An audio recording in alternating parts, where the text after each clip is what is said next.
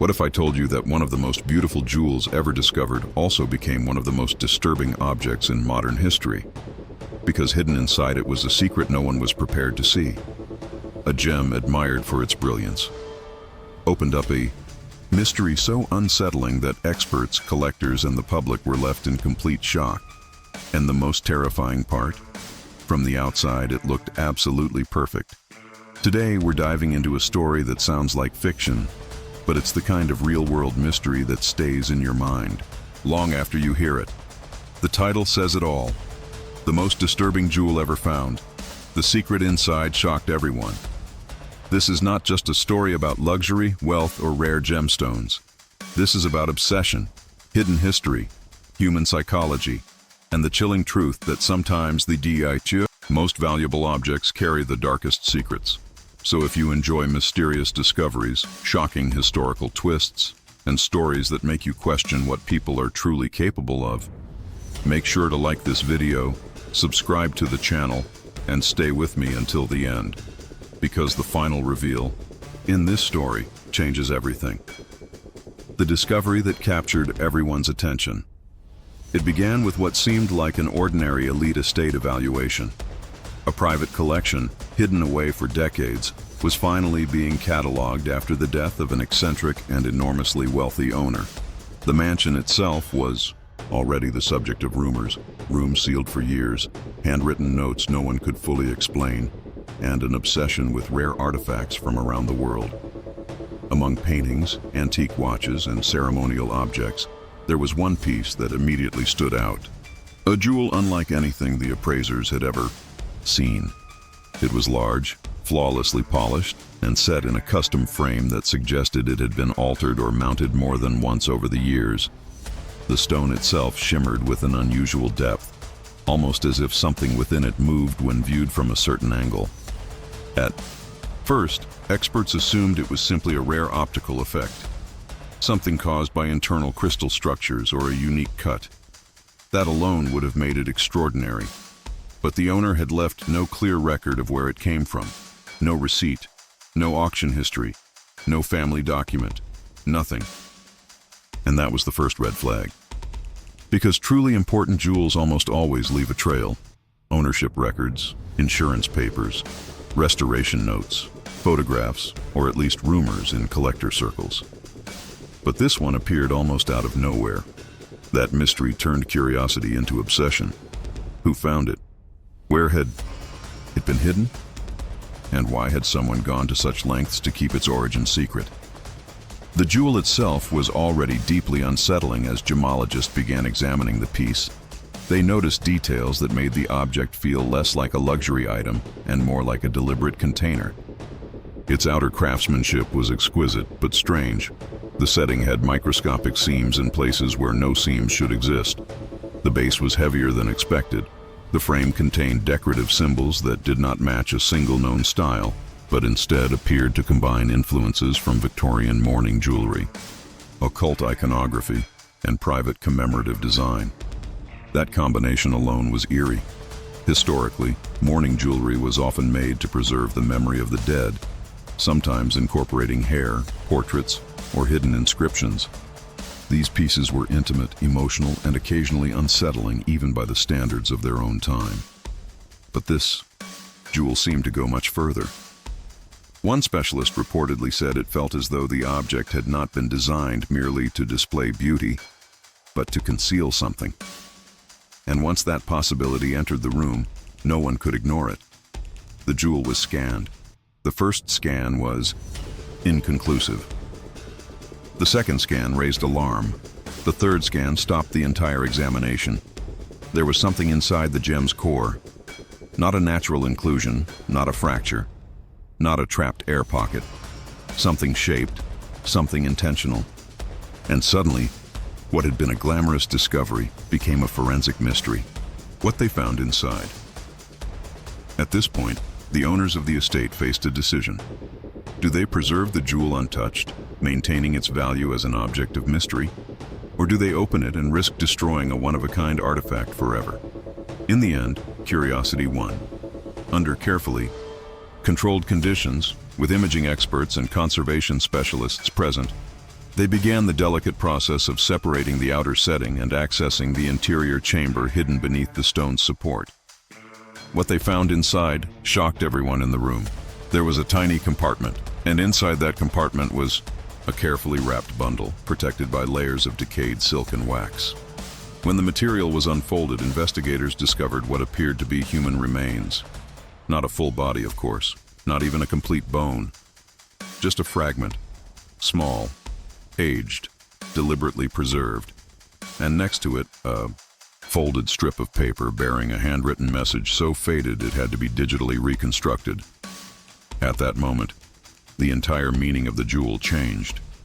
This was not simply a gemstone.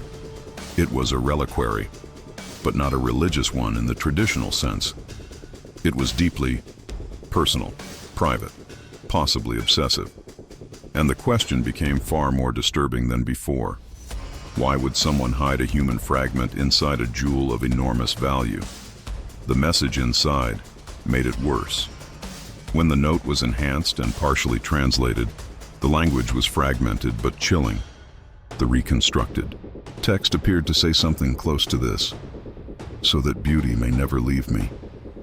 What was taken shall remain, now forever enclosed." Those words sent speculation into overdrive. Was this a memorial, a love token, a grief ritual, or something much darker? Because context changes everything. In some periods of history, keeping physical relics of loved ones was not unheard of. Hair jewelry, death portraits, and lockets containing ashes or tiny remains existed as emotional keepsakes. To modern audiences, those traditions can feel unsettling, but in their original context, they were often expressions of remembrance. However, this case did not feel tender. The wording suggested possession, containment, ownership, not memory, but control. That distinction is what made the discovery so disturbing. Experts began comparing the language to private mourning practices, secret societies, and even criminal trophy-keeping behavior. While there was no immediate evidence of murder, the emotional tone of the object felt wrong. Too deliberate, too hidden, too intimate in a way that crossed into something sinister. And then researchers uncovered another layer. The wealthy collector who owned the jewel had inherited part of his fortune from an ancestor linked to a scandal that had almost disappeared from public memory. A disappearance, an unexplained death, and allegations that had never been proven. The dark history behind the jewel. As historians and archivists dug through old letters, probate files, and newspaper clippings, a name kept returning. A woman from the late 19th century. Brilliant, socially admired, frequently painted, and suddenly gone. Officially, her death had been described vaguely, almost evasively. Some records implied illness, others suggested an accident. A few private letters hinted at family conflict, emotional instability, and a relationship that may have become dangerously possessive. One unsigned letter from the period reportedly described a man who wanted to keep every part of her beauty from the corruption of time. That phrase alone was enough to send chills down everyone's spine. Could the jewel have been commissioned as a private memorial containing part of her remains? If so, was it done with consent, as part of mourning, or as an act of control after death? No one could say for certain. And that uncertainty is exactly what made the case explode in public fascination. Because when people hear about a hidden compartment in a jewel, they expect diamonds, coded maps, perhaps poison, maybe a royal secret. They do not expect the possibility that the jewel itself was created as a vessel for obsession. And once the media got hold of the story, the object became infamous. Headlines described it as cursed, haunted, macabre, a love token from hell. Some of those descriptions were exaggerated, of course, but they reflected something real in the public reaction. People were horrified not only by what was found, but by what it suggested about the person who placed it there. Science enters the story too. Separate myth from fact, scientific testing was brought in. The fragment found inside the jewel was examined using modern forensic methods. Preliminary analysis suggested that it was indeed human, and old enough to plausibly match the historical timeline researchers were developing. The silk wrapping and wax residue were also dated, and they appeared consistent with materials used in the late 1800s to early 1900s. Then came the most controversial part: DNA testing. Unfortunately, time and contamination had severely degraded the sample. Results were incomplete. No definitive identity could be established. That meant the fragment could not be conclusively linked to the missing woman, or to anyone else. And with that, the case entered the strange territory between evidence and legend. There was enough proof to confirm that the jewel concealed human remains, enough historical context to connect it to a family with a troubling past, enough language in the note to imply a deeply disturbing intention, but not enough to close the case. That ambiguity made the story even more powerful. Because the human mind hates unfinished answers. We want certainty. We want a villain. We want a neat explanation. Instead, this jewel offered only fragments, literal and symbolic.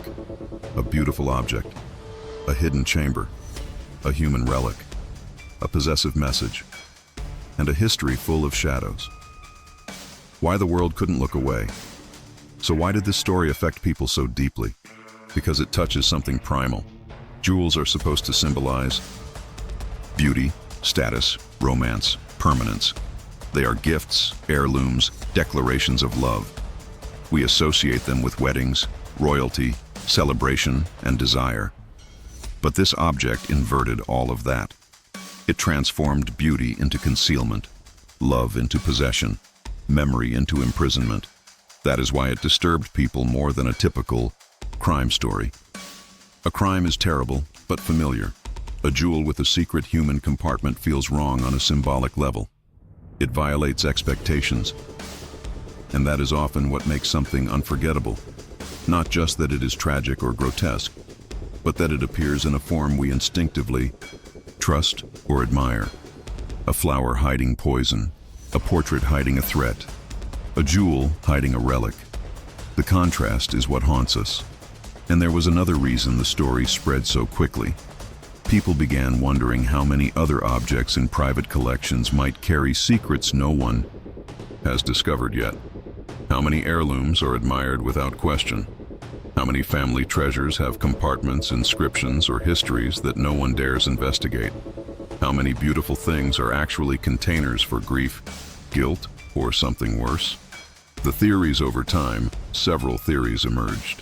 Theory 1, it was an extreme mourning jewel, created in a period when memorial practices were far more intimate than they are today.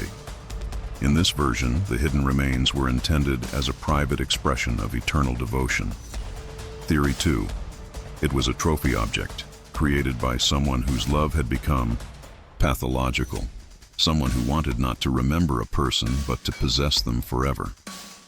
Theory 3, it was part of a secret rite, symbolic or ceremonial, commissioned by individuals operating within an esoteric social circle, fascinated by death, preservation, and hidden meaning.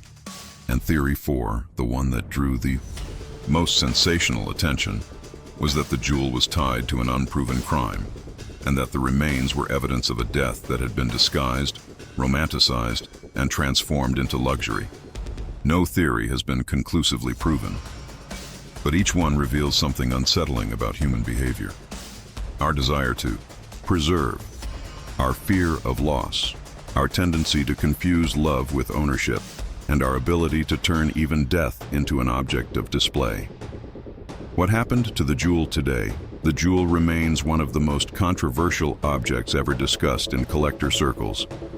Because of the human remains found inside, legal and ethical debates erupted over whether it should be sold, exhibited, or treated as a funerary object requiring special protection. Some argued it belonged in a museum as a historical warning. Others believed it should be sealed away permanently. A few insisted it should be dismantled and the remains buried with dignity. As far as public reports indicate, the object is no longer displayed openly. Its exact location has become intentionally vague, which only adds to its myth. And maybe that is fitting. Some objects are too beautiful to ignore, too disturbing to celebrate. and too revealing to ever feel harmless again. Closing. In the end, the most disturbing part of this jewel was not just what was hidden inside it. It was what that secret revealed about the person who put it there, that behind elegance, wealth, and beauty, there may have been obsession. That behind craftsmanship, there may have been control. And that sometimes the most shocking discoveries are not buried underground, but displayed in plain sight, waiting for someone to look closer. If you enjoyed this story, leave a like, subscribe to the channel, and comment below. Do you think this jewel was a mourning relic, a criminal trophy, or something even darker? Thanks for watching, and remember, not every treasure was meant to be found.